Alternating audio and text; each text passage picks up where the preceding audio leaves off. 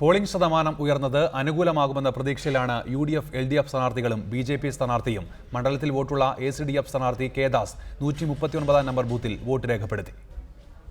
അരുവിക്കര പഞ്ചായത്തിലെ അഴിക്കോട് നിന്നാണ് LDF സ്ഥാനാർത്ഥി M. വിജയകുമാർ ബൂത്ത് സന്ദർശനം ആരംഭിച്ചത്.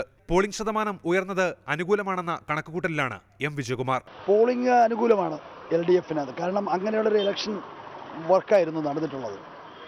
തുടക്കം മുതൽ തന്നെ LDF-ന് മുൻകൈ ഉണ്ടായിരുന്നു. നല്ല ഭൂരിപക്ഷത്തിലായിരിക്കും ജയിക്കുക, ചെറിയ ഭൂരിപക്ഷമല്ല, നല്ല ഭൂരിപക്ഷത്തിൽ ജയിക്കും. UDF സ്ഥാനാർത്ഥി ശബരിനാഥനും രാവിലെ തന്നെ മണ്ഡലത്തിൽ സജീവമായിരുന്നു. അരുവിക്കര പഞ്ചായത്തിലെ 105 ബൂത്തിൽ നിന്ന് ശബരിനാഥൻ സന്ദർശനം ആരംഭിച്ചു. UDF സർക്കാർ ഈ വികസനവും കരുതലും ഒരുമിച്ച് കൊണ്ടുവന്ന സർക്കാർ മുന്നോട്ട് പോകണം എന്നുള്ളതും കാലാനുസൃതമായ മാറ്റങ്ങൾ ഈ നാട്ടിൽ വരണം എന്നുള്ളതും ഇവിടുത്തെ ജനങ്ങൾ ആഗ്രഹിക്കുന്നുണ്ട്.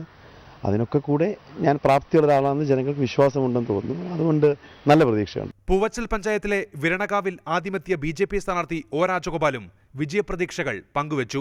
ഒരു തോന്നണത് ജനങ്ങളുടെ പൂർണ്ണമായിട്ടുള്ള സ്വമനസാലെയുള്ള പങ്കാളിത്തം.